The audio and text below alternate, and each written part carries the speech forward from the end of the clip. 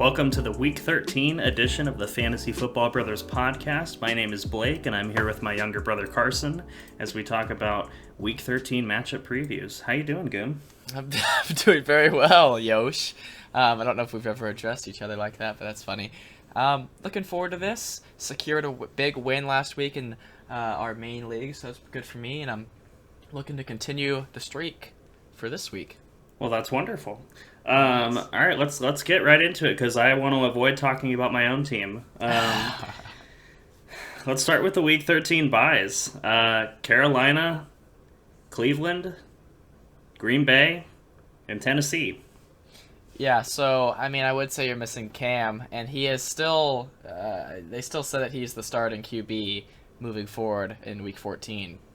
But, yeah, that was a pretty awful display for him. He started the game quick with a short rushing touchdown on the goal line, but then he was like 5 for 20 on passing. Yeah, that was New England Cam making a reappearance. Yeah, for sure.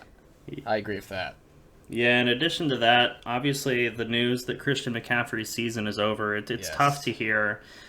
He's so talented, but the fact that he's been struggling to stay healthy on the field these past two seasons is kind of a concern for redraft leagues, I think. Yeah, I agree. Before last season, and maybe even the season before that, he was not injury prone at all, and it's tough to see him basically get run into the ground with how much they used him, because that's got to be the only reason that he's just become injury prone, and it's difficult to see. And yeah, it's definitely disappointing. As someone who's been the 101 on draft boards, I don't know if you can be that confident. I think a lot of people are going to be taking Taylor because it'll be his third season, and McCaffrey definitely has that upside, but if he can't stay healthy, it's not worth going for, I guess, at that spot. Yeah, it's a combination of being unlucky and obviously I think the workload that he has been getting in these past 2 years when he has been active, it has to play a part, I think. Yeah, for But sure. along those same lines, Chuba Hubbard, next week's matchup is good. They play the Falcons. You feel good about that. But then for the remainder of the year, let me pull this up. The rest of their season is horrible for running backs. I believe off the top of my head that it's the Buccaneers twice, the Bills, and the Saints. And those are like all top 4 run defenses. Yeah, that's not good. I do remember seeing that the Panthers did not have a good running back schedule for the rest of the season, so that's not great. Hubbard definitely has value, for sure, but yeah, you're not as excited as you would be with, having Alexander Madison, for example, and we'll talk about him later. Yeah, I was right about that. So it's at Buffalo, home to Tampa Bay, then at New Orleans and at Tampa Bay for Week 18. Yeah, that is tough. That is a tough division for run defenses with the Saints and the Buccaneers, for sure. Yeah, moving on to the Browns, pretty much the guys that you're missing, and you may have been missing them last week as I was, and that's Kareem Hunt and Nick Chubb. Those guys, I have to imagine that they're going to bounce back. They haven't been that horrible all year, so obviously it was unfortunate in how they performed in Week 12, but I think maybe the bye week, it's coming at the right time. They need a little bit of rest to get things right, but I don't know. Any thoughts on that? Yeah, you're starting those guys, and hopefully they can stay healthy. I didn't know that neither of them played last week. No, they did. They Okay, just, okay. They combined for about 8 points. Okay, yeah, that was a low-scoring game against the Ravens. Okay, yeah, that's not good. Yeah, Kareem But Hunt had 2 points, and Nick Chubb had a 5.9.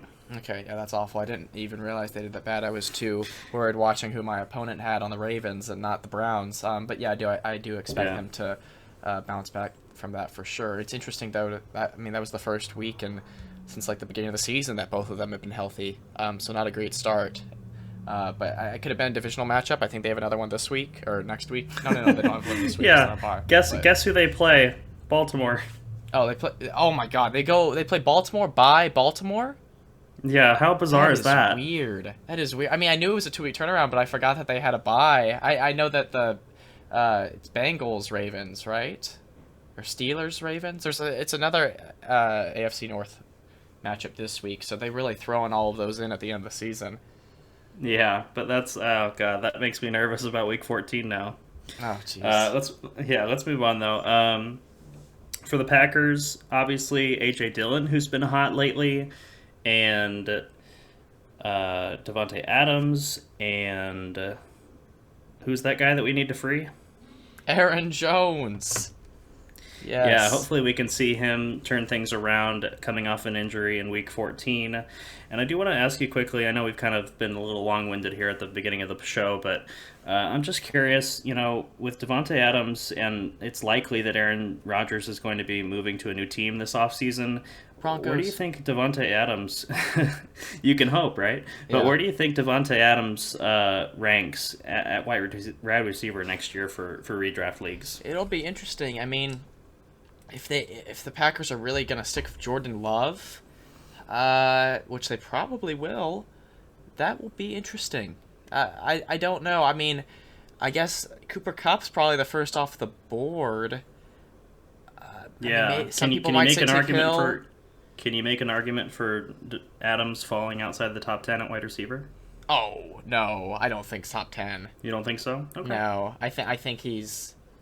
I mean, if it is announced that it's going to be Love, that is difficult. But I think Adams has too much talent to fall out of the top 10. But yeah, that's kind of he's going to be an interesting player to rank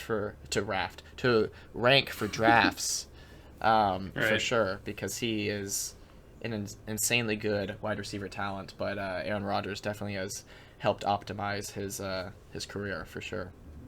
Yeah. Just something to think of as the season's kind of winding down. Looking forward to next year.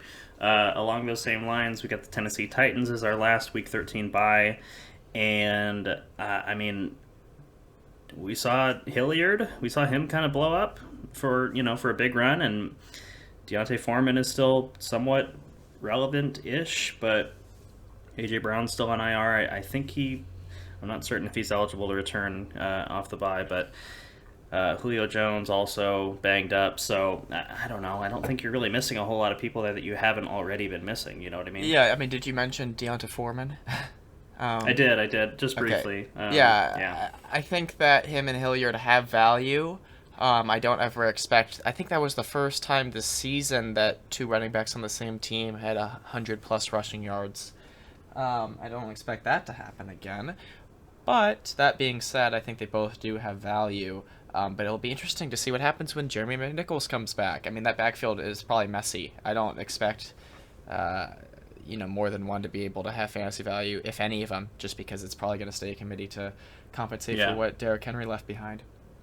Yeah. That makes sense.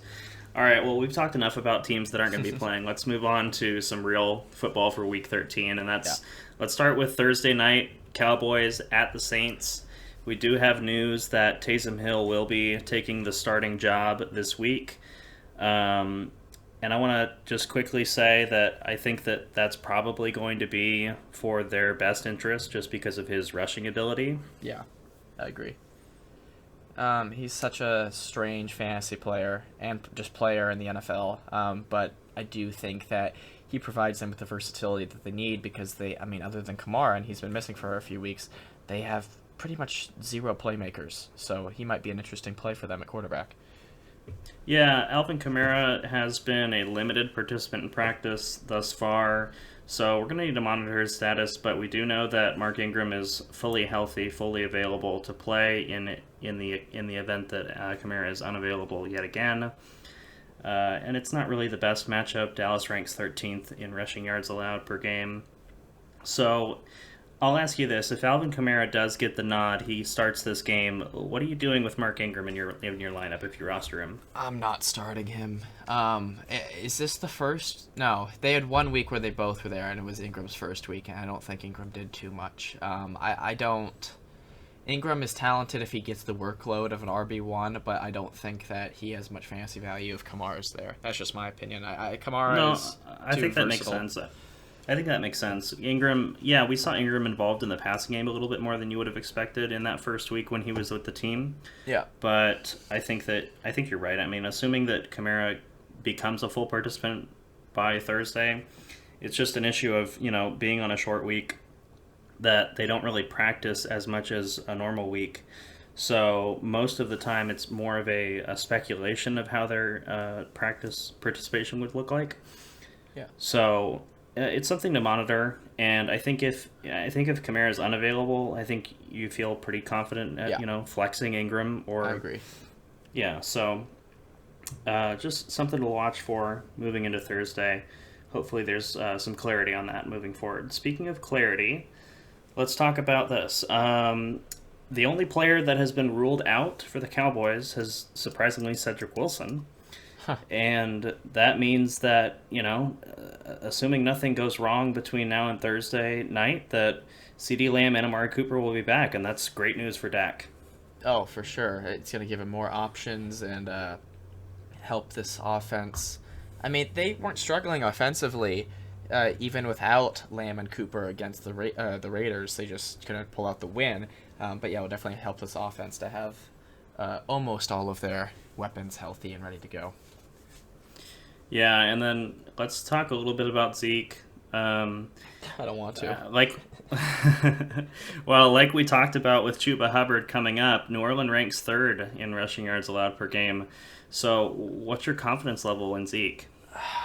It's confident enough, I guess. I mean, you're obviously starting him, Yes. but I think is he more of an RB2 in your eyes right now? Yeah, I guess. I feel like that's a fairer ranking for him. At one point, I almost, because we start so many players, I was like, do I start Zeke and Pollard? But no, I don't think I can ever bring myself to rely on Pollard, even though he's getting more and more involved. And it's so strange. With Zeke, they were saying that they were potentially going to rest him for a week or two, I think because of his knee that was re-aggravated against the Chiefs. And then now he's a full participant in practice, so that didn't go anywhere.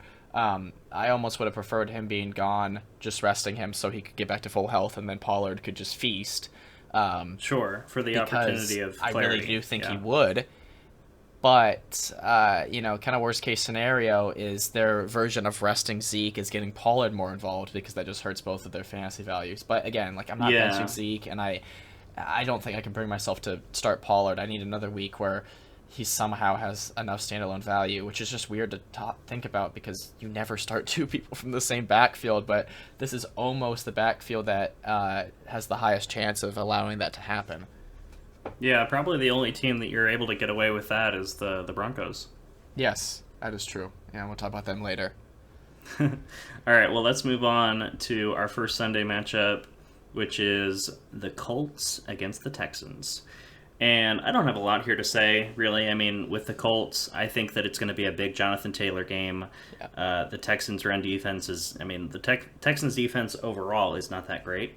So I think it's going to be a big Jonathan Taylor game, and I think Michael Pittman's the only pass catcher that you're buying. I don't think or relying on. I don't think Jack Doyle blew up last week, but you don't really feel great about that. He hasn't done much outside of that this season. Yeah. And if There's you're a wide receiver, I don't even remember their name, but they had like one 60-plus yard receiving touchdown. Obviously, you're not buying that. That was his only catch, but that's just another factor that took away from Pittman last week. So I do buy that Pittman would bounce back. Yeah, and he's been struggling back-to-back single-digit fantasy scoring weeks, but you have to keep in mind the opponents were Buffalo and Tampa Bay. I mean, those are two competent defenses, and I think it's a good opportunity for him to bounce back this week. Yeah, going into week 11, I probably would have said maybe sell high on Pittman if you could, and if your trade window is still open, I would say buy low on Pittman right now, which is interesting. But that just shows how his scoring has gone. Compared to his actual talent and outlook for the rest of the season. Yeah, agreed there. And then with the Texans, I think you're starting Brandon Cooks, and I think that's it. Really, you don't trust any of the running backs. You don't trust Burkhead, Mr. Patriots fan? Hey, Bill Belichick can make him a player that's relevant. The coach for the Texans, who I'm drawing a blank on right now, I don't buy it. That says enough, though, that you're drawing Yeah. a blank on it. Yeah, but either way. Tyrod Taylor, I think there are better streaming options than Tyrod Taylor. The Colts defense has actually been pretty competitive. Yeah. So I don't feel great about that. I think it really is just Brandon Cooks, and if you don't have him, then just fade all other Texans. Agreed. All right, let's move on to the Vikings at the Lions. And Pretty much the way that I'm going to break down this game is I'm just going to look at how they performed the last time they played each other, which was in week 5. So Kirk Cousins finished with 13.4 fantasy points. He's been very up and down thus far.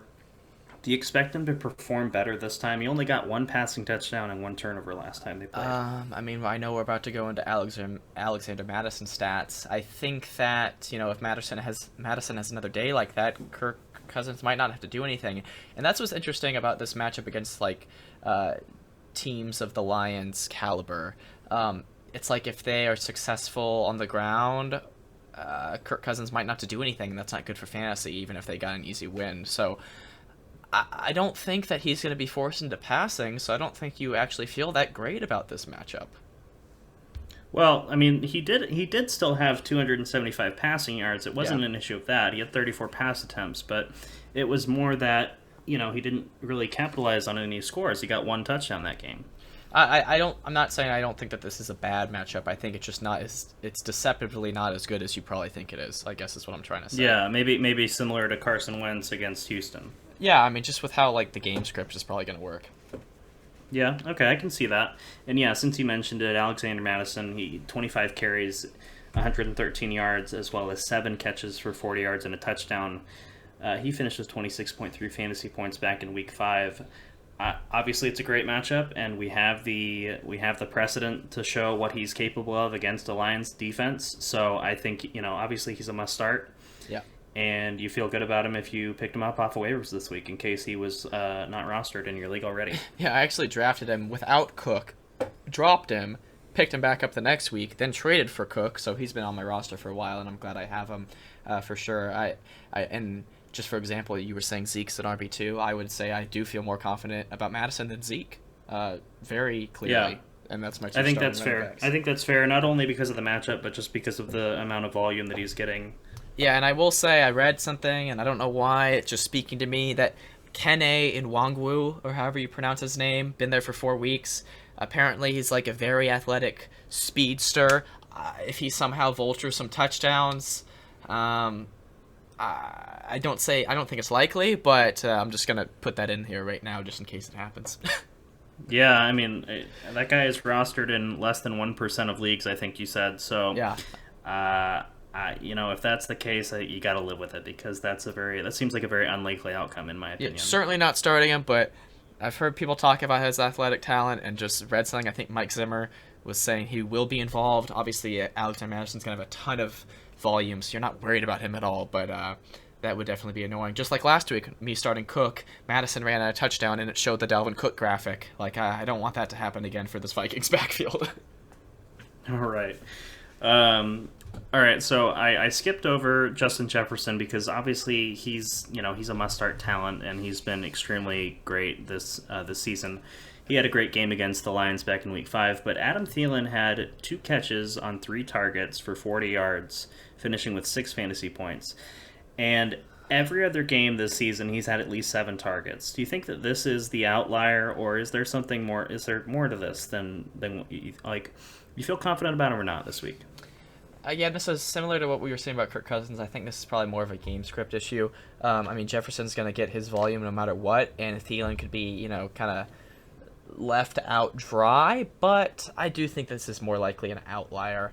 I don't know how he's done the past few weeks, but I think he has become more consistent and less touchdown dependent, and I do expect that to continue if this offense's passing game is working. But I mean, he might be touchdown dependent in this game, but you can't bench him. You can't bench him in this game. I don't think. I wouldn't really be scared of the matchup because I think that Detroit is a really bad defense. I think that what it really comes down to is that back in Week 5 he just got unlucky. He didn't get targeted a lot and therefore didn't have the opportunity to perform. I think he has a better chance this week based on his track record this season. It's a divisional matchup, at the team stadium that is probably not the favorite at all. So anything can happen. But yeah, I think you start him. I want to say this real quick because you were talking about Devontae Adams' draft position next year. Is Justin Jefferson, if Aaron Rodgers was to leave, is Justin Jefferson a guy that you would easily draft over Devontae Adams? I would definitely consider it. Yeah, I mean, obviously I like Kirk Cousins more than Jordan Love from that perspective, and I think that you know what Justin Jefferson has been able to do in his short time in the league has been really impressive. Yeah, I just remember thinking back about like drafting wide receivers and like AJ Brown, DK Metcalf, and Justin Jefferson were all together. And man, if you had to make that decision and you didn't pick Jefferson, you'd probably kick in yourself, especially if you picked Brown. But it's just crazy. That shows you how anything can happen. Yeah. Let's move on to the Lions side, and obviously DeAndre Swift is a very big loss for that team. He's really the most reliable player week in and week out. Obviously, Hawkinson, you're still starting him if you roster him because of the how the tight end position works and how shallow that talent pool is. But what are your expectations for Jamal Williams getting the starting role? I think you can start him with confidence, at least at a flex. I know a lot of people are probably in a position where he could be their RB2 pretty safely. I mean, he's very talented. I mean, there's a reason why the coaching staff for Green Bay the past few years, I don't know if it's switched or not, but they weren't freeing Aaron Jones. It's because, Jamal Williams had the talent. So, and he's shown that. I think week 1, he had a great week this season. So, I do expect him to be able to take on this role and be successful in it. Swift is a very unique player, but I think Jamal Williams is versatile enough to kind of be their sole option other than Hawkinson, I guess, in the offense.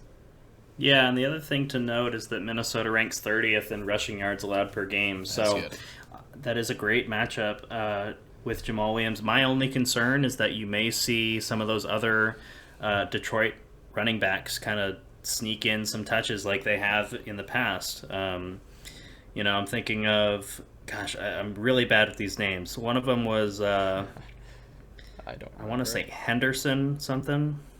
Henderson. I don't remember. Hold on. Let me figure this out. Jamar Jefferson's sticking out of my mind, but Jamar it could be Jefferson. a different team. Okay. That is him? No, Wow. that's right. Yes. So there's players like that are like kind of sneaking touches into this thing. So, maybe don't. I don't know. It's a good matchup. I think it may be a little bit more of a committee than a full workload for Jamal. But I still think he gets most of the touches, and I think given the matchup, you feel pretty good about it. Agreed. All right, let's talk about Giants-Dolphins. So it's pretty much official that Mike Glennon is going to be the starter for the Giants. Daniel Jones is week to week with a neck strain. And Miami is sneakily the 5th-ranked defense in fantasy. And they've been playing much better as of late. They have allowed 10 points or fewer in 3 of their last 4 games.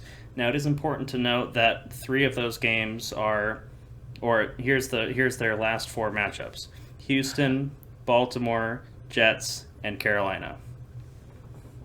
So the 3 that stand out there are Houston, Jets, and Carolina as being, kind of suboptimal offenses, but Baltimore's in there too.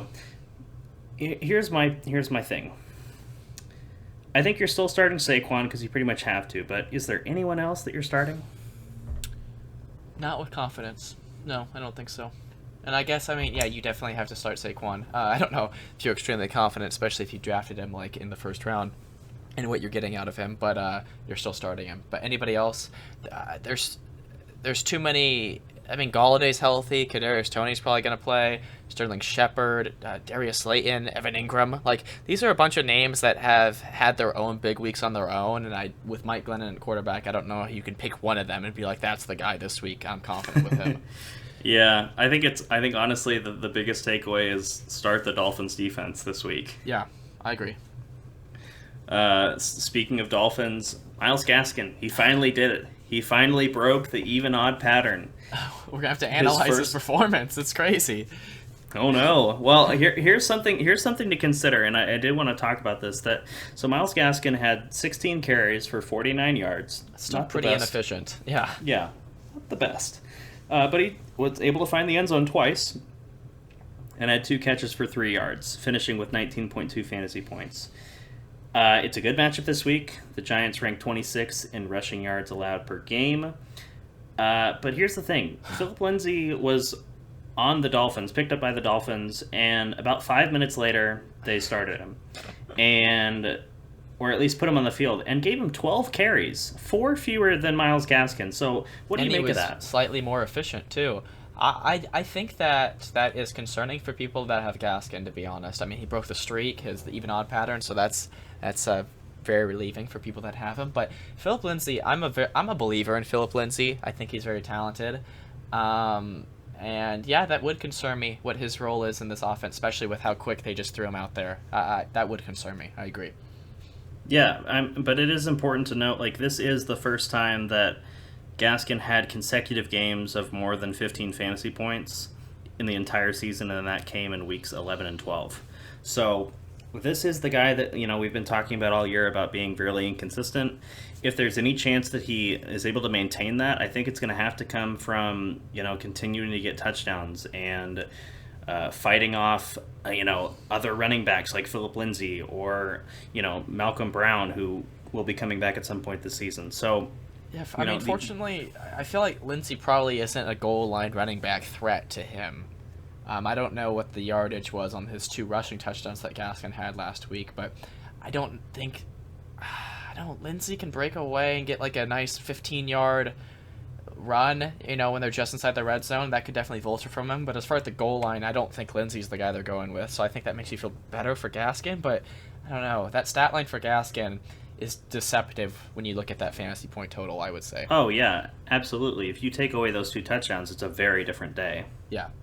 Yeah, and I don't know how fluky they were or not, but, you can't rely on him getting those 2 touchdowns every week. Right. So we need to see more efficiency, and, if the usage is going to be split like this, it's a little concerning moving forward. So Agreed. Something to keep in mind. All right, let's talk about Buccaneers against the Falcons. This is one of my favorite matchups to talk about because, as you know, we talked about it last time they played, one of the best Super Bowl comebacks of all time. Tom Brady, not the Bucs, but Tom Brady. Anyway, let's talk about Week 12 for a moment. In a game where Tampa Bay scored 38 points, it was a garbage fantasy day for anyone not named Leonard Fournette or Rob Gronkowski. Tom Brady finished with 12.2 fantasy points. He has scored fewer than 20 fantasy points in 3 straight games. Here's the only thing I'm banking on. He threw 5 touchdowns against Atlanta in Week 2. I think that, if there's going to be a week where he bounces back and starts playing more like Tom Brady and in all capital letters, I think it's this week. Yeah. I mean, your analysis is what's most interesting to me because, you roster him and you're a big Brady fan. So I do think that's true. I don't... Who'd they play? They played the Colts last week and then the week before Washington. So... Right? So that's very interesting that he struggled against an easy pass defense and a middle-of-the-road defense. He's just been in a slump, it feels like, since the bye. So they played... You also got to think, fantasy-wise, before this season, past multiple seasons in the prior years, he has not been a very reliable fantasy option like he has been this year. So it's strange I to think say that he's in a comes, slump. But I think that comes more from how much New England ran the football. That's true. I mean, we've seen it this year with how Damian Harris and Ramondre Stevenson recently has been used. I mean, that is a running, that is the key aspect of their offense is controlling the game through the run. That's fair. So I think since he's been at Tampa Bay, Tom Brady has been airing it out more, and we've talked about earlier this season how he broke a record for his career of completion percentage with a certain number of completions or a certain number of pass attempts. He's ridiculous. So, yeah, and the fact that Leonard Fournette finished with 4 total touchdowns, 3 on the ground and 1 through the air, I mean, you can't bank on that, certainly, and I think that they're going to be without Antonio Brown again, so it's a good opportunity for Godwin and Mike Evans. So, and obviously Gronkowski's looking good. So, I think he bounces back this week. I'm not. He's still going to be, I think, a top 5 quarterback in a 1 quarterback league, and yeah, I think it's about time that they turn things around. I do agree. I mean, Washington in Week 11, Washington's really turned themselves around, and we'll talk about them later. Week 10. Week 10. Okay, Yeah, but they've really New York. turned themselves around since they came off by, which I think week 10 was their first week back. Yes. And, when Fournette has a day like that, you can't give Brady too hard of a time. No, I get it, but I'm just like, from watching the game, he seems a little off, and like some of the like inaccurate passes, and I don't know. No, it's certainly not. So I think this week he bounces back against Atlanta. We've been talking about him too long, but I could talk about him all day. So, on the side of the Falcons, Cordell Patterson, he came back, had a huge game, 16 carries, 108 yards, 2 rushing touchdowns, as well as 2 catches for 27 yards. He is versatile enough in the receiving game that, we talked about how Tampa Bay is a great run defense. The matchup doesn't scare me because he can go off for 8 to 10 catches, and I wouldn't blink an eye. Yeah, I mean, he's the only one.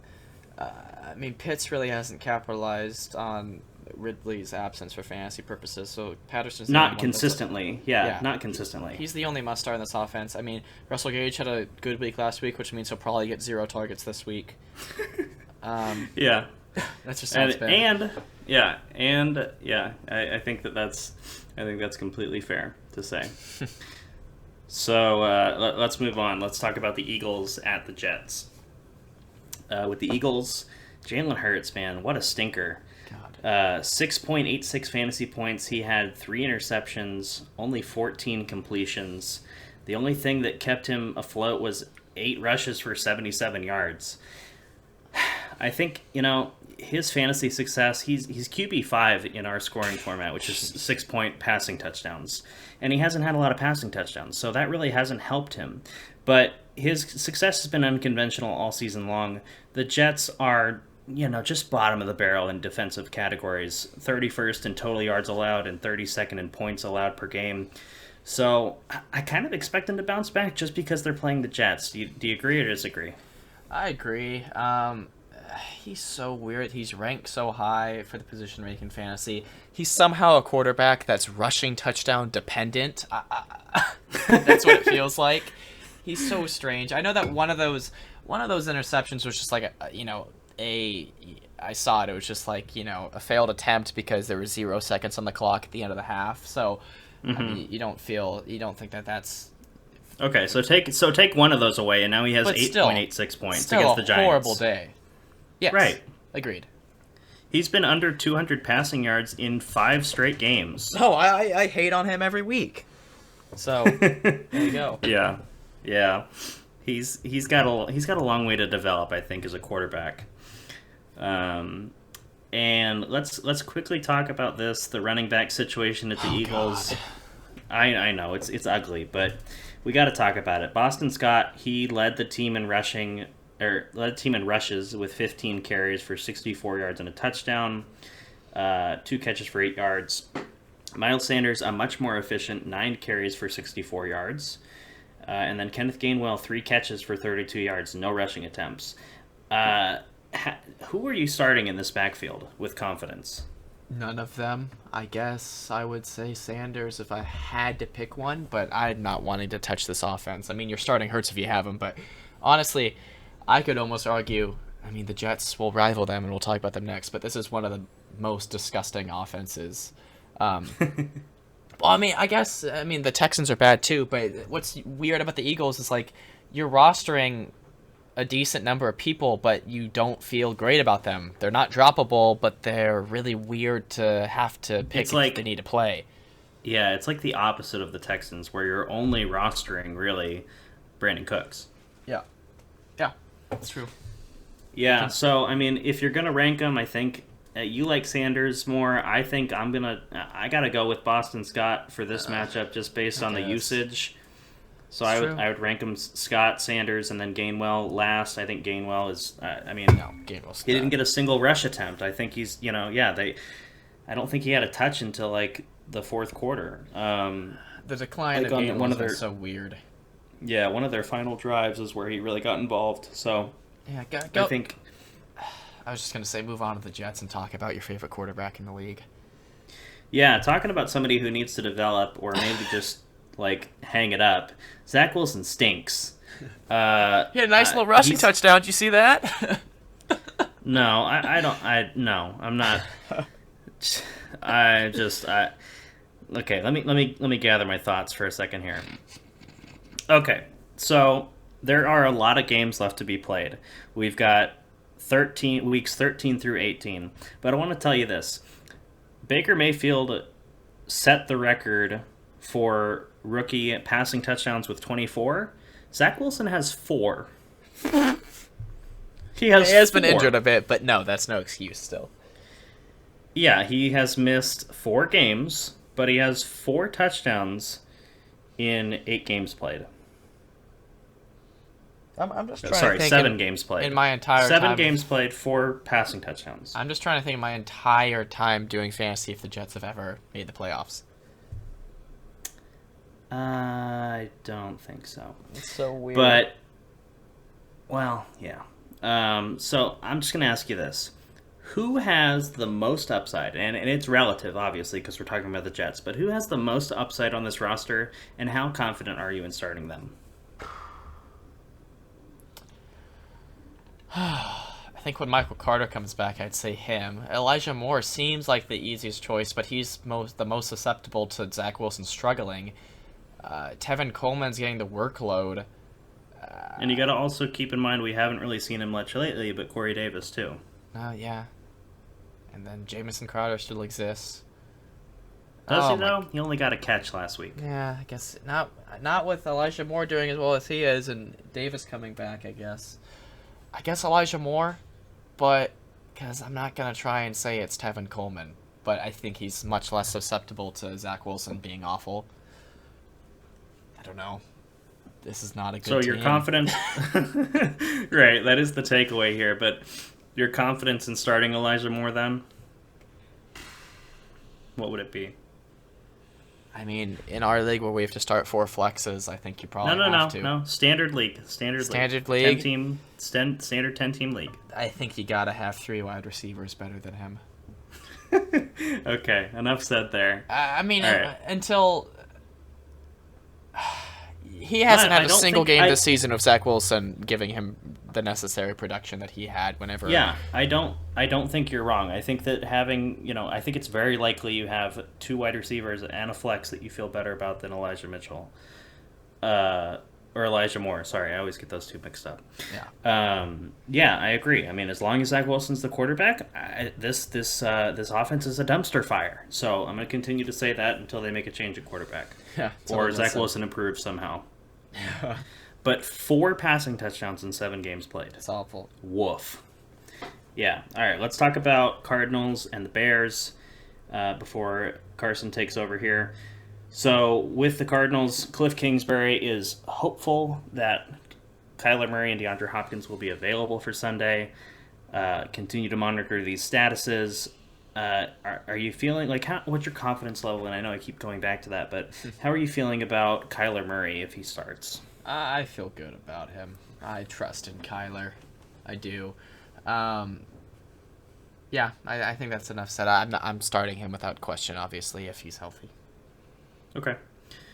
I think that okay. Well, how about this? If you had Taysom Hill, would you roll the dice on him or would you go with Murray? Assuming you know that Murray is healthy to play. Yeah, I'm in a good position in our league right now to where I don't think I need to be making those moves. But if I was needing a win this week and Kyler's questionable and Taysom plays on Thursday, I might have. If I was in that position, I might have done it. Okay, I think that's something to consider for people that are in a similar position. So, James Conner, obviously a good matchup. Chicago ranks 22nd in rushing yards allowed per game, so you like him.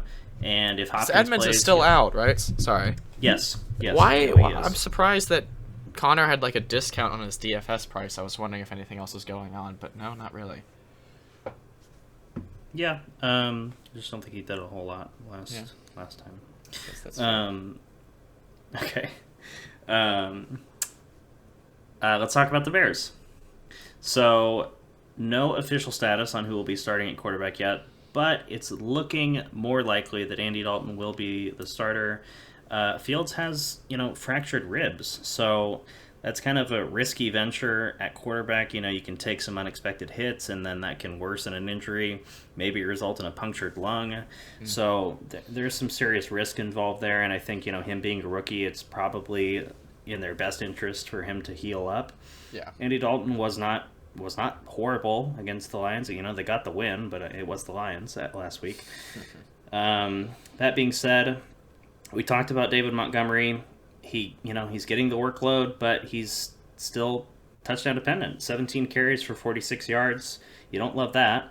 And 3 catches for 28 yards. And Arizona's pretty much right in the middle against running backs. So kind of an RB2 with, depending on if he gets a touchdown, then he has a little bit more upside. But not much else you can say about that. Someone I am feeling a little bit better about is Darnell Mooney, who's back-to-back weeks with 100-plus receiving yards. He's got 24 combined targets in his past 2 games, and I know that gives you a bit of excitement and double-digit fantasy scoring in 4 straight games. So I think you can feel good about Darnell Mooney in this matchup. Yeah, I agree. I mean, he's had interesting stat lines for those 24 targets, but it's weird. It's like his stat lines make it seem like he's a big play wide receiver, but he's getting the targets like he's like a Cole Beasley type. So it's interesting. Yeah, I mean, it's 10 catches on 24 targets in his past 2 games, so which is it's very low. Yeah, it's not efficient, but he is getting yards. So he's getting the looks, and that's what matters. In my heart. Yeah, to some extent. He's got to deliver on those, but yeah, he has so far. Yep. All right, we ready to move on? Yeah, let's do it. All right, Chargers, Bengals. This should be an interesting one. Bengals coming off of a dominating win against the Steelers, and the Chargers coming off of a somewhat surprising loss against my Broncos. My Broncos, LOL. Justin Herbert. I mean, this is one of his few mediocre games because he's been very boom or bust. Like, he's gone from like 11 points to 50. But do you think that most fantasy managers that roster him probably have to start him? Yeah, I think so. I mean, and honestly, I don't think you feel too bad about it because I think that if anything, the whole reason that Pittsburgh struggled to put up points against Cincinnati was because Ben Roethlisberger is done. Like, he is washed. It's over. I think it's in his best interest that he retires. Or I guess not his best interest, but the franchise's best interest that he retires this offseason. Yeah, probably would have been ideal if they got a rookie this year. But I mean, obviously they're not disappointed that they have Najee, but just spending it for a quarterback is probably what they're gonna have to do next draft. Maybe so. I'll ask you this. I was just gonna say, yeah. I mean, I like Justin Herbert's receiving threats a lot more than Pittsburgh's, and from that perspective, I like Herbert this week. I think this is going to be a good game for Herbert. Yeah, I mean, here's an example. Our dad has Herbert and Burrow. Who would you pick for this week? It's funny that they're facing each other. Joe Burrow's been kind of struggling lately, and I think that the Chargers defense doesn't scare you. Yeah. It's definitely a tough call because it could go either way. If I had to pick one, I would say I'm going to give the edge to Burrow because he's at home. Okay. I think that's fair. Yeah, it's definitely an interesting choice you have to make, though. This Bengal defense, though, does rank 25th. Actually, I'm gonna go back on that because I think here's what I'm thinking. So the Bengals have been relying on Joe Mixon a lot lately, and if there's one thing we know, it's that you can run on that's true. LA, you can run on the Chargers. That's right. So that may actually limit Joe Burrow's upside, and I think that might allow Herbert to be a little bit more involved in the passing game because that's not really there. Eckler's more of a he's dual threat, but I think he's definitely not going to pound it like they have been with Mixon. So I'm going to give the edge to Herbert this week. Yeah, I do actually agree with that. I mean, this Bengals defense ranks 25th in passing yards against, whereas Chargers defense ranks 5th. So I think you do have to play Herbert here, but it's an interesting decision that our dad will have to make. We'll see if he listens. Rest of this Chargers team, I mean, Eckler and Allen have proven themselves. You're starting them with confidence. Mike Williams, though, clearly has taken the backseat to Keenan Allen, and I think he had the same amount of targets as Austin Eckler. It almost feels like Eckler is the wide receiver two in this offense. Mike Williams had 7.9 fantasy points. He hasn't had, other than I think week 11, I think he had 20, or maybe it was week 10. But before that, it had been a long streak of single-digit games. Do you think that Williams is a boom flex play at best? Here's his stats in week 6, 4.7 points. Week 7, a bye. Week 8, 3.9.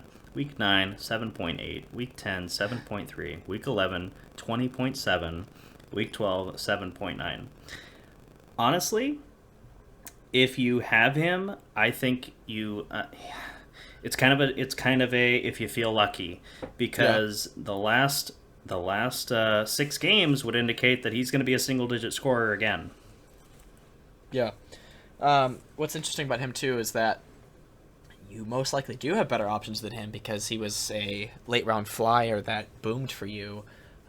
This isn't someone that is underperforming. It's someone who was overperforming, so you probably do have better options that are safer.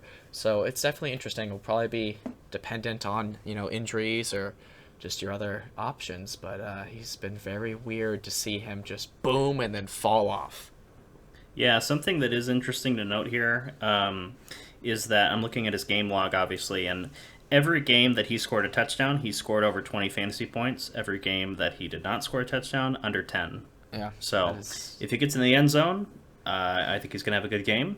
And if he doesn't, then I think he's going to stink. So I know that's not really helpful in the moment when you're making a decision, but I think based on how he's performed lately, you're better off keeping him on your bench. Yeah, I do agree. It's a tough call, and just to have to watch him boom on your bench potentially, but you might have to do it just because he's not reliable. I'll move on to the Bengals. We already talked about Joe Burrow a bit. Ever since the bye in week 10, he's kind of struggled, but again, this is game script against the Steelers because Joe Mixon boomed. He's a high-end RB1 rest of the season, in my opinion. 28 carries for 165 yards and 2 touchdowns, and 4 receptions for -2 yards. Did you see the play where, Burrow threw a pick, quote unquote, and then Mixon just snagged it back from the defensive player as he was bobbling it? I think I did, yeah. Pretty much what's happening is Joe Mixon's just doing it all because we've seen kind of Jamar Chase come back to earth, and other wide receivers T. Higgins had a great game last week, but he's been kind of up or down, and Tyler Boyd is pretty much untouchable. So, yeah, Mixon's kind of just doing it all for him right now. Yeah, and I think that most people would rank Jonathan Taylor as the RB1 this week, but the RB2 and 3, as far as fantasy concerned, could be Eckler and Mixon, so this should be interesting to see how this game unfolds. Jamar Chase, though, we'll talk about the pass catchers for the Bengals. Jamar Chase has kind of dropped off since week 8. He hasn't scored higher than 13.1. Only saw 3 targets against the Steelers, but again, it's probably because of the success of Joe Mixon. But T. Higgins found a way to have 6 receptions for 114 yards and a touchdown. We don't need to talk about Tyler Boyd. He's even worse than Mike Williams as being someone that's unreliable that can be good. Yeah, like I said, untouchable. Yeah. Do you think that? I mean, you're buying Chase. You're not leaving him. I wouldn't think. I think this is purely game script. It's interesting that he hasn't really boomed in a long time, but I think you still trust him. But do you think T. Higgins is reliable after this performance as a flex play? I'm not going to count on him for this kind of stat line week in, week out, but I think that he's good for, probably 12 plus. I mean, I'll look at what he's averaging. I think it's around there probably, maybe 12 and a half. Yeah. Or, 13, yeah. So I think he's probably good for, low teens, and if he catches a touchdown, then obviously higher. Yeah, this should be a very interesting game, I think. We can move on to Jaguars-Rams, which, I mean, you never know, but probably won't be as interesting of a game. James Robinson, I would say, is a high-end RB2. He's definitely found success when he has a touchdown, so he's somewhat TD dependent, but with him being one of the only options of this offense, you can kind of rely on that pretty safely. But this was his first double-digit fantasy scoring game without a touchdown, which is interesting. Dan Arnold was placed on IR.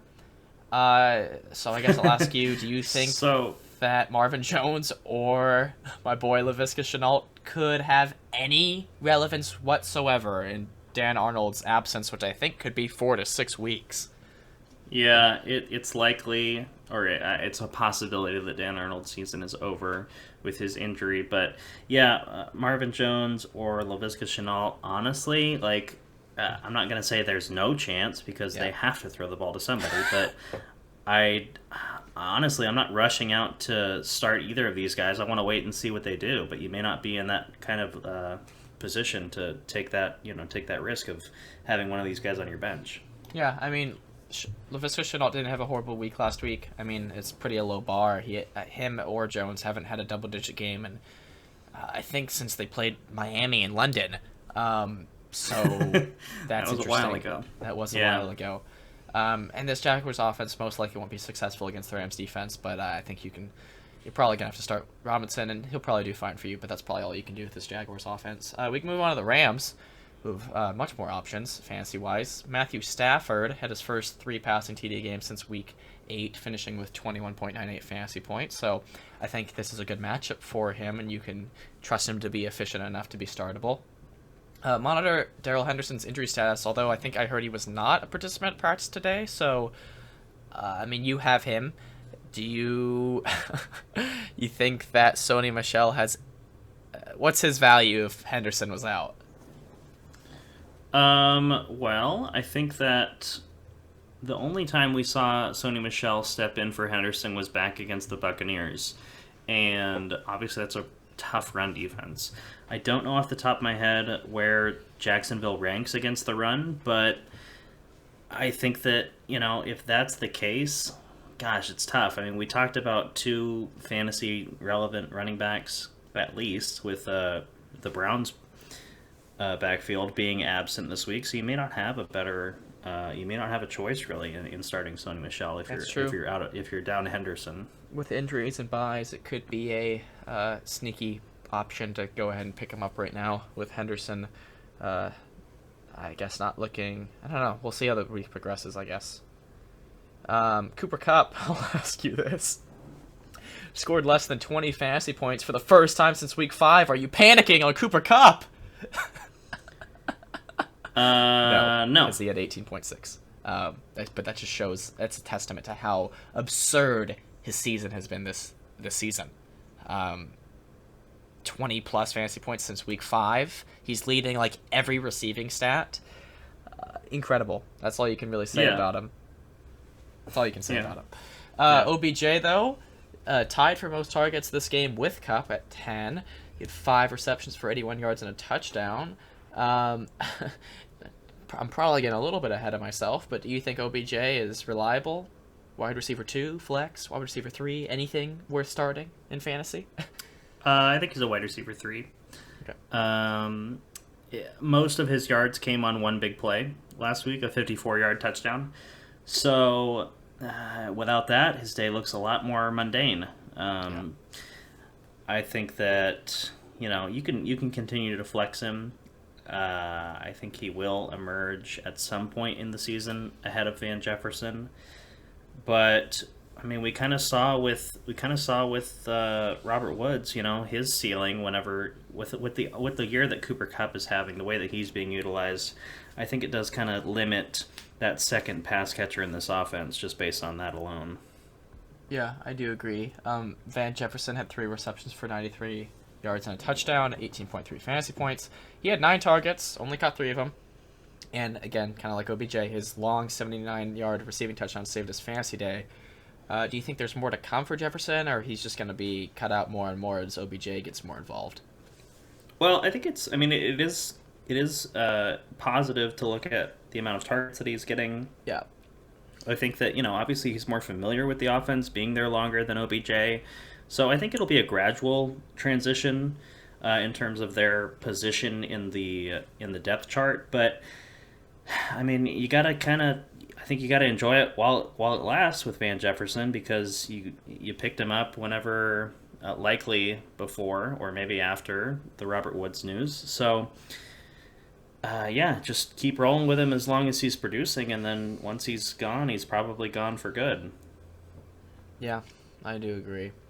This should be a good matchup against the Jaguars defense for the Rams offense, especially since they're needing to end their losing streak. I think they've lost 3 straight, and for a team that's signing all these big superstars and they're in a very competitive division, they have the quality and talent to be a Super Bowl contender. So they need to get back in a In a good winning streak form. of winning form. Yes, exactly. Yeah, We can yeah. move on to Washington versus the Raiders.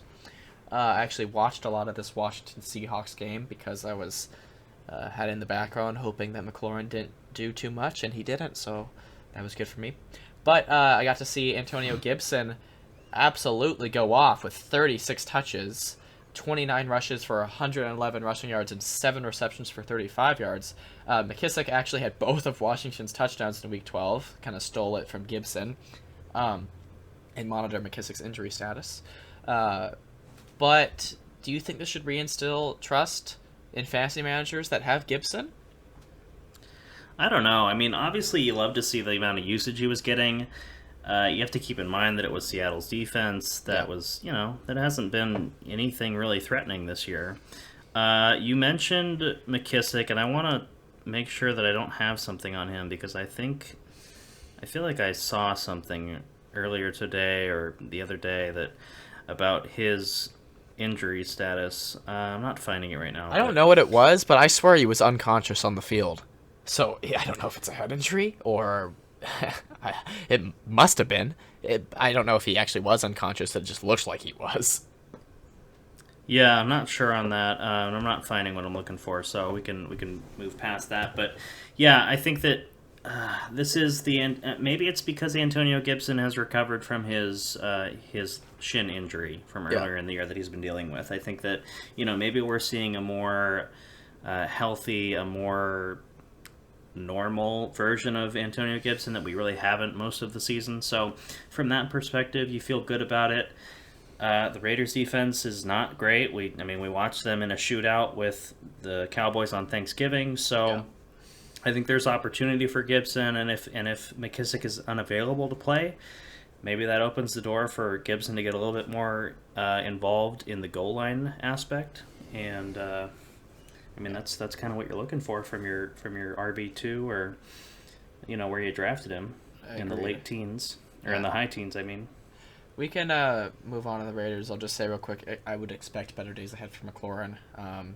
But yeah, not an amazing performance for him, luckily for me.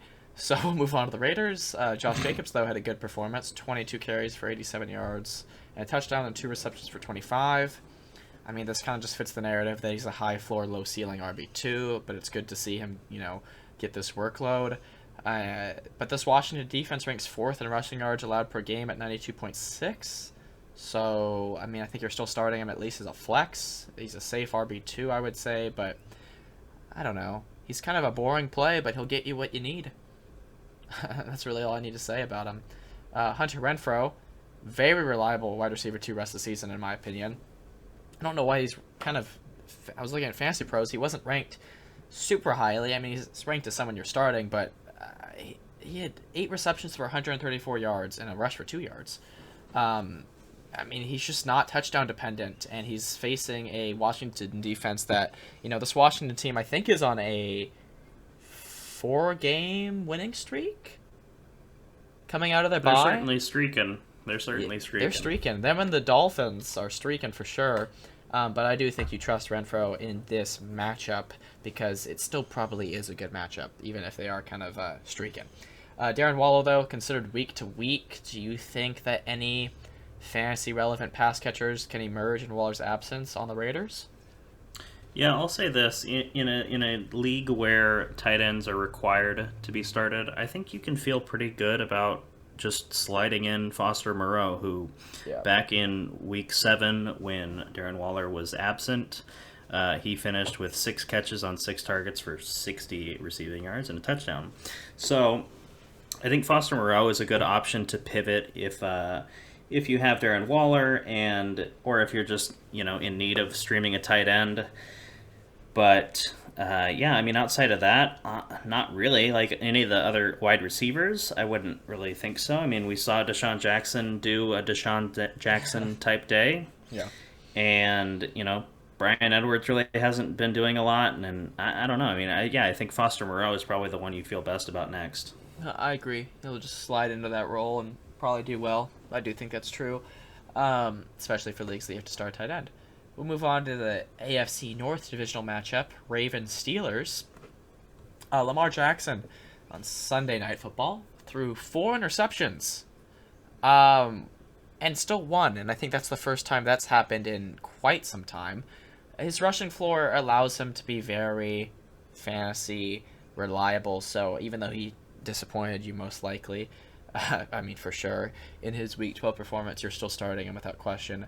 Devonta Freeman, he's getting the workload that you want to see out of a running back, but Lamar is the RB1 in this offense, and we keep on talking about this Ravens backfield with the same analysis. Freeman had 6 receptions in Week 11. He kind of needs that to be relevant, and he only had 1 last week. So I think you can, at best, if you need to start him, hope that he gets in the passing game, involved in the passing game, and other than that, probably not a high chance that he does too well, in my opinion.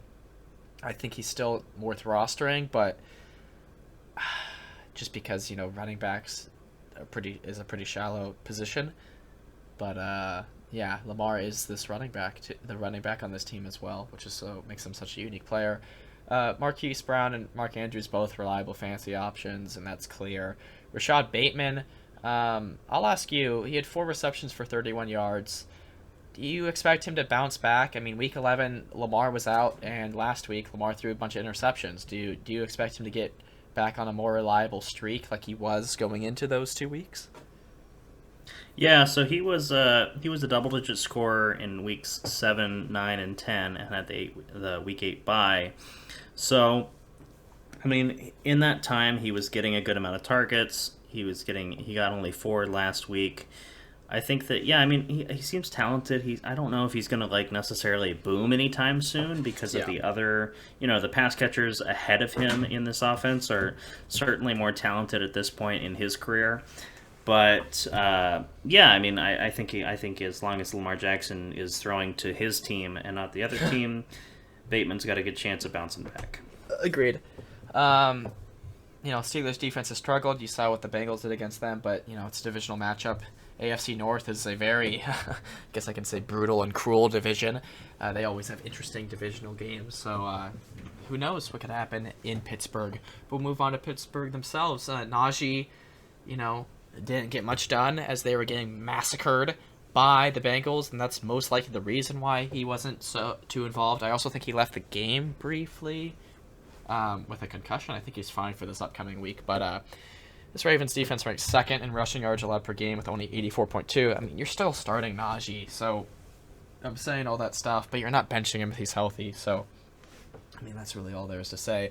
Deontay Johnson. I just want to say real quick, what's interesting is that when Pittsburgh played Cincinnati back in Week 3, that was the week that Najee had 19 targets and 14 catches. So I'm kind of surprised that they didn't just repeat that. Yeah, no, that is strange. That Big Ben wasn't relying on just dump-offs when they were, because I'm sure they were passing a lot when they were losing that badly. So if Ben didn't see what he was wanting to see, just dump it off to Najee. I am surprised that didn't happen more. Yeah, it's definitely strange. But but I think I think you can expect him to bounce back because he's proven himself this season that he's a very talented RB1. Yep, Deontay Johnson, my favorite player in all of fantasy, 14 targets. Hasn't had a single-digit fantasy game this season. Gotta love that. I didn't even realize. I think he struggled with drops last season. I don't even think I realized that, but I think this season he is the highest targeted player without a drop, or maybe just one. I don't know, but he's really turned that around. I guess that was a problem for him last season. I love Deontay Johnson. Chase Claypool, 2nd in targets, 8. 3 receptions for 82 yards. He's reliable, but he's only eclipsed 20 fantasy points once this season. He hasn't had a day like last season where he absolutely boomed and became the top waiver target that 1 week where he had 3 receiving touchdowns or whatever it was. But, I mean, he's still reliable. Roethlisberger has to throw it to somebody, and Claypool is probably that next guy after Johnson. Although Freiermuth has been consistent still. He's only had 1 single-digit fantasy game since week 5, which I think is really impressive. Yeah, so one thing to note about him, he Fryermuth is in the concussion protocol currently, so his Yeah. status is up in the air as of now. I think you feel even better about Claypool if Fryermuth is out, but I think you're starting him. Unless you got really, really good wide receiver depth, you're probably starting Claypool, and just have to be fine with it. I think he's got too good of a floor, and he does have the talent to boom. It's just, I think Roethlisberger is holding him back more. Deontay Johnson benefits from the fact that he can just get open and be an easy look for Roethlisberger. But yeah, I mean that's all I have to say. We can I think move that's on fair. to 49ers Seahawks.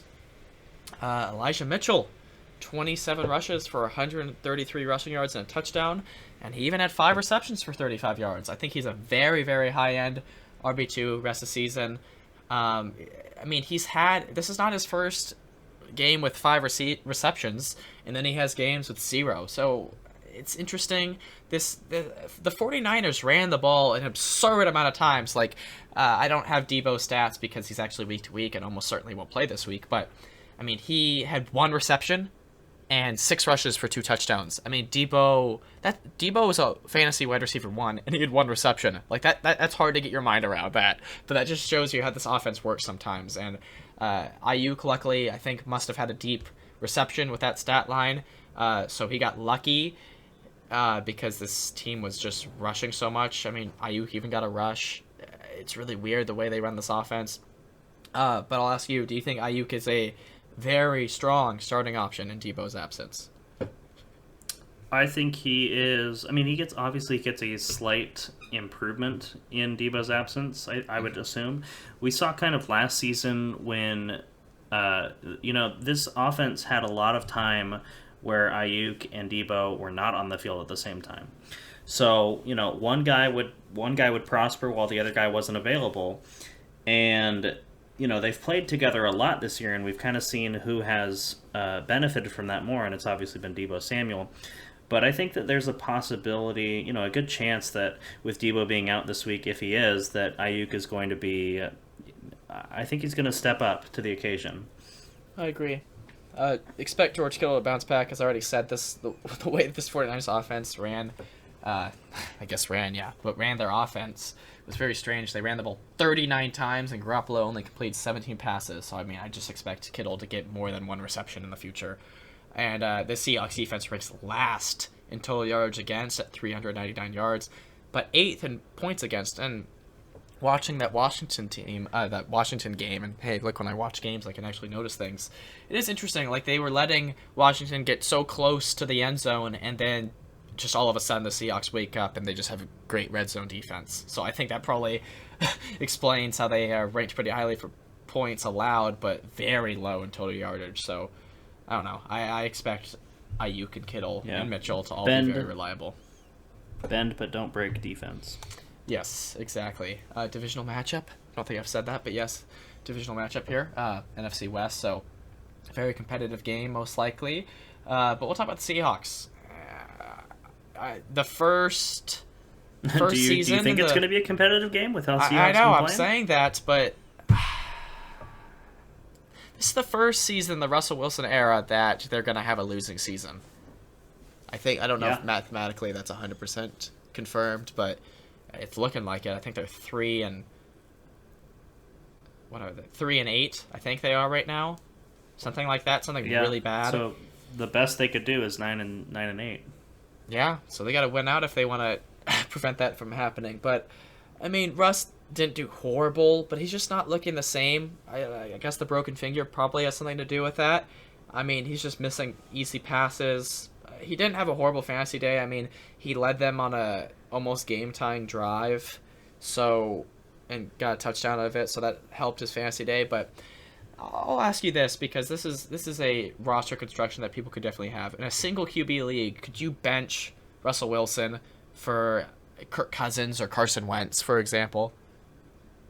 I would do. I would make that decision with. I think I'd give the edge to Kirk Cousins, and I would give the edge to Wilson over Wentz. Okay, but it's crazy that we can have this conversation. Yeah. The fact that it is a point of discussion is concerning for Seahawks players. Yeah, and then Alex Collins didn't do well at all. 7 carries, 14 yards, 1 reception, 13 yards, and a fumble. The Seahawks only ran the ball 12 times, so that doesn't help him at all. I mean, he should have more volume. Chris Carson's out for the season. I saw that Adrian Peterson signed to the practice squad today. I'm not saying that scares me, but it might be an indicator that they're not just gonna feed Collins like you wish they would for fantasy purposes. But he's still worth rostering because of the volume that he should get. Yeah, I mean, I don't think he's worth starting, but I think he is worth rostering right now. Yep. The issue is that the fantasy season is winding down, and you got to make wins count, and so it's more important to have players that can actually add value to your team rather than speculative players like Collins right now. Yeah. So I certainly wouldn't look at you funny if you dropped him. Yeah. DK Metcalf, 1 catch for 13 yards. I think 1 target too.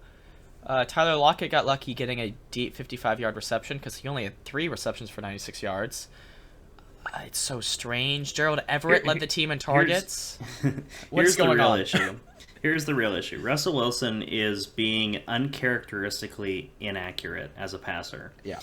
And the DK thing is odd, I'll give you that, but Lockett has had a lot of opportunities, especially in that last game, where Wilson just overthrows him, just misses completely. So it's a Russell Wilson issue right now. It's not the issue of these. There's no question of the talent of this receiving core. It comes down to the quarterback and how he is, struggling to recover from his finger injury. Yeah. Yeah, and it puts you in a difficult position rostering those players and those pass catchers. Yeah, absolutely. Do you think Everett is worth rostering in a league where you have to start tight ends?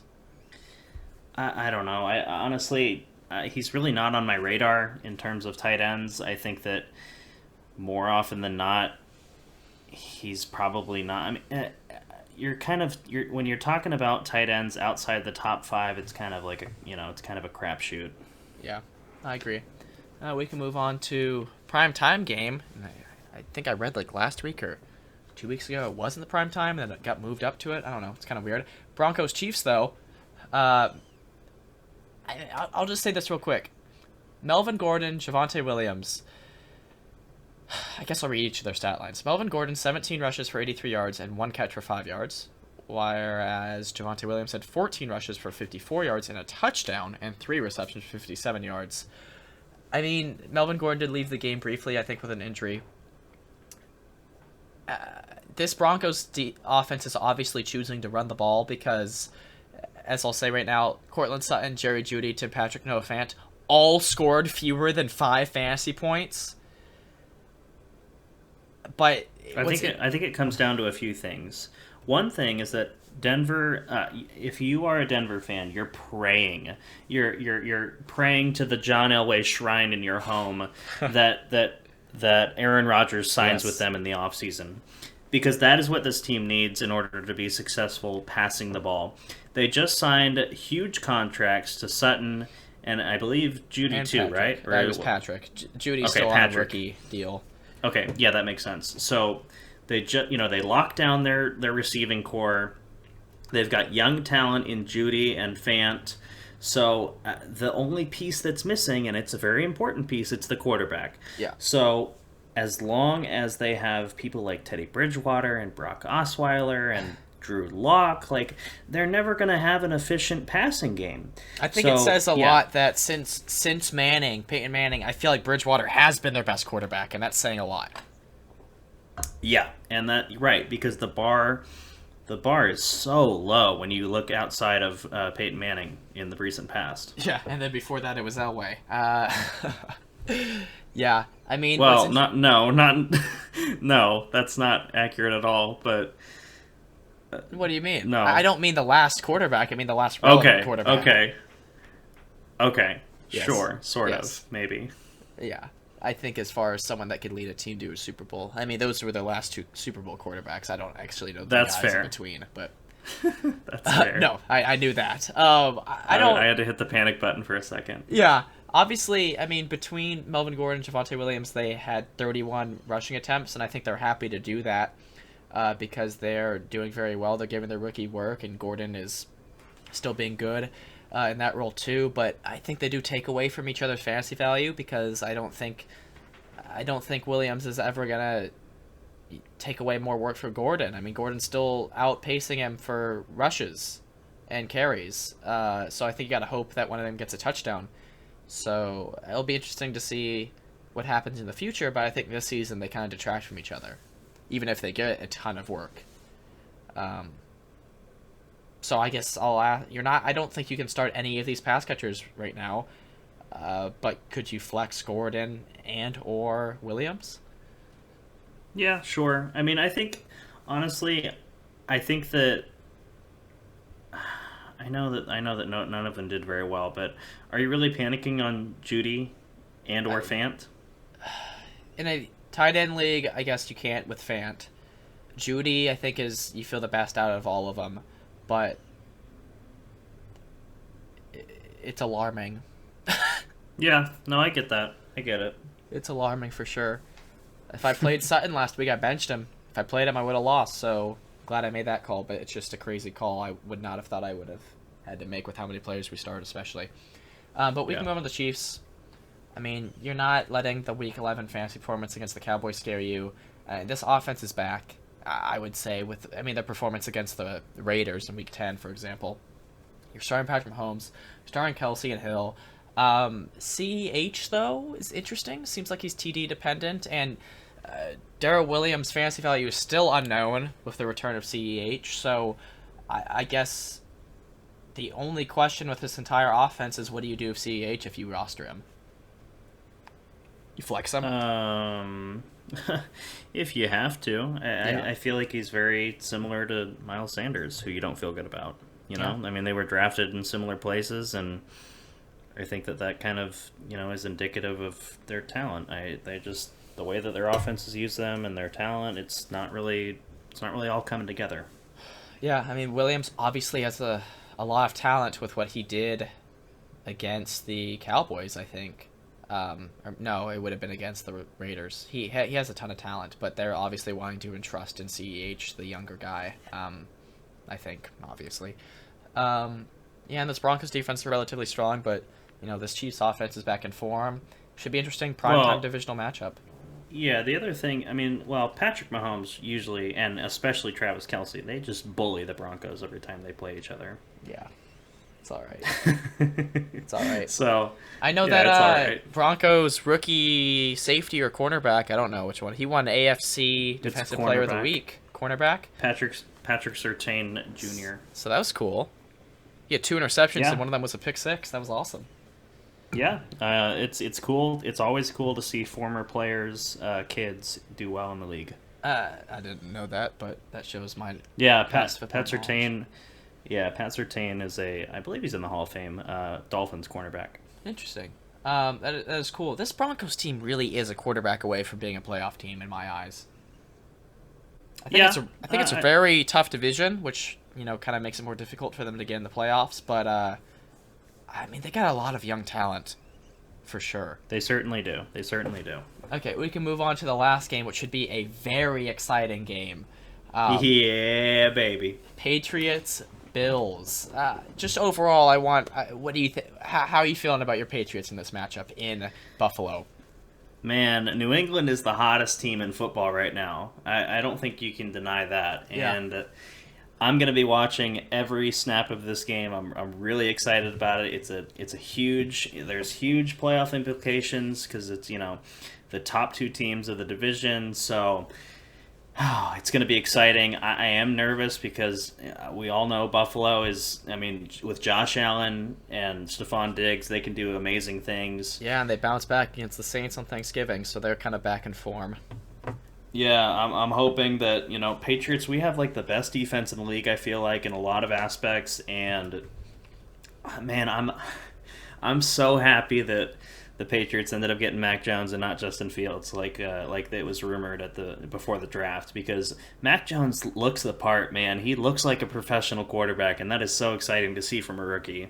It really is. You just see him with it might be passer rating or something like that, which that's kind of an interesting stat to focus on. But he's like very highly ranked, not among rookies, which is usually what they compare rookie quarterbacks to, but among all NFL quarterbacks.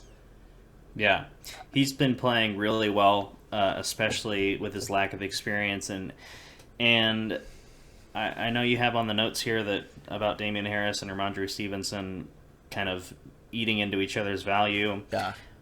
I think it's more apparent that Damian Harris is the lead guy.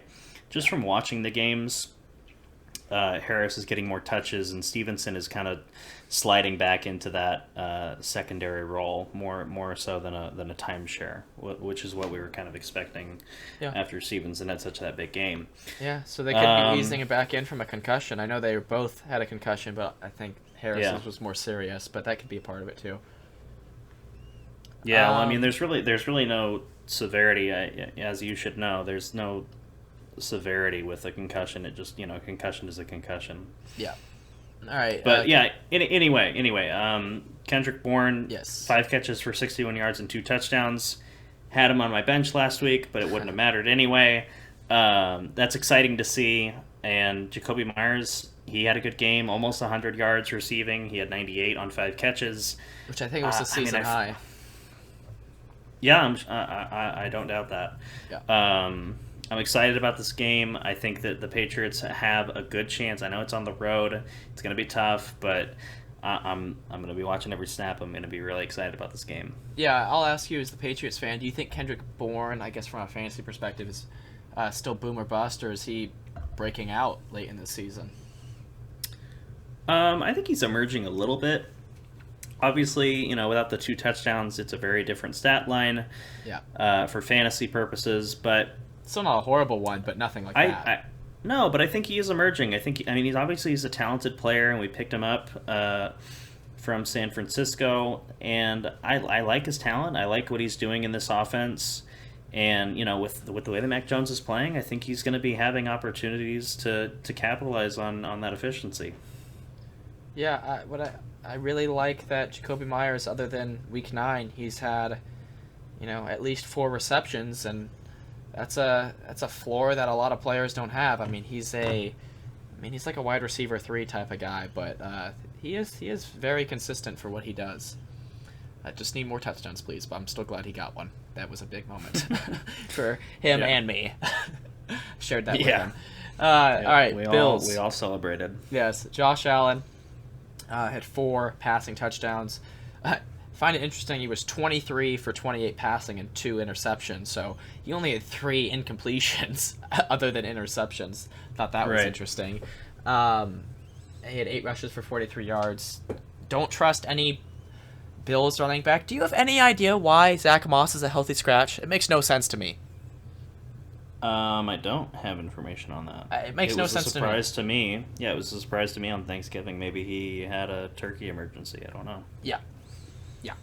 I don't trust Matt Breida, what he's doing. He's not getting many touches. I think he got a touchdown last week again. And I, don't feel great about Devin Singletary.